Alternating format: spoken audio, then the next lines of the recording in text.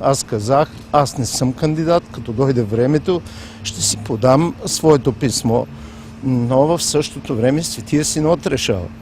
Ако ви кажа за моето житие-битие до сега, аз нито съм искал да отида в Америка, нито съм искал втори мандат, нито трети, нито четвърти, нито да бъда избран за митрополит на Съединените щати, Канада и Австралия, обаче 30 години съм там.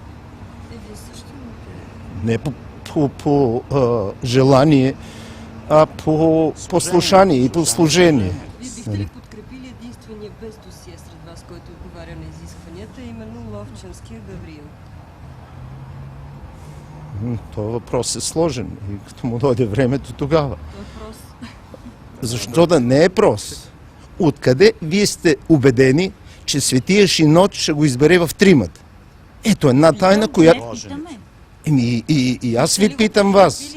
Аз ви питам. Не мога да кажа, защото ако не в тримата, как ще го подкрепа? Тоест, без досие няма шанс да е между тримата, така ли? Не съм казал такова нещо. Вие си измислите и кой знае какво ще пишете или ще давате. Не е така. Имайте търпение.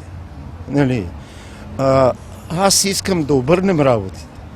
Така да направите вие, нали, медиите, телевизията, радиото, че достатъчно ни хулат, особено нас, митрополитите. Нали? И така да стане, да имате търпение, да изчакате не предварително, да се хули сега и с нетърпение сигурно всички чакате. Сега, кои са тримата, да ми изкарате магариите, да им карате и това, което не са сънували и което не са таковали. Така. Но напротив, нали, да работим делово, да работим принципно и вие най-много да ни помогнете как да изберем тримата.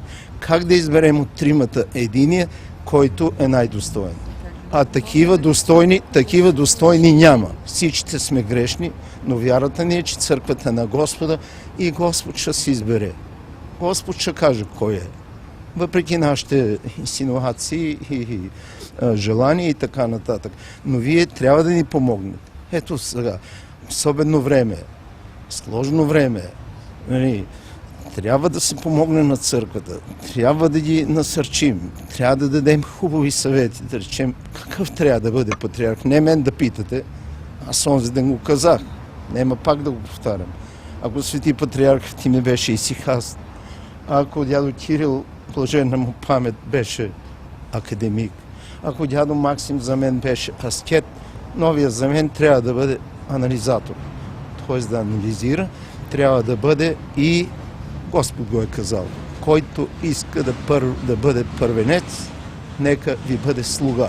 Тоест новия патриарх да бъде, нали, да се вслушва и да слугува на всичките. Абсолютно няма да ги изреждам в даровете на Светия Дух. Само да кажа чисто морален въпрос. Тази комисия, която предлагате да се разгледат досиета, може ли да има избор на патриарх преди да се случи това? Не, въобще, абсурд. Това не е негова работа.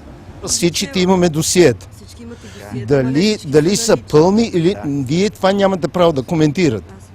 Аз за това искам една комисия да мине, защото вие си ги прочели, но вие въобще не обяснявате това, което трябва на хората. Този човек има една папка, там обаче е чист, невинен, няма вътре нищо. Ние от вас не сме прочели нищо такова. Вие нито сте съдия, вито имате право това да го казвате. Това е ваше мнение. Това е ваше мнение. Вие кажете там какво сте прочели, хората да бъдат съдят. А вие всичките манипулирате нещо, за което нямате право. Унищожените как да ги прочетем? Въобще няма право да коментирате. Казвате, има нещо, няма нещо. Има комисия, която да каже. Нали? Ето за това аз искам професионално да се разгледа всичките досиета и да кажат пред Светия Синод. Тук има нещо. Този е виновен. Този трябва да се извини. Всички трябва да се извиним. И да бъде като в Библията. Муже дан, муже чест. А сега...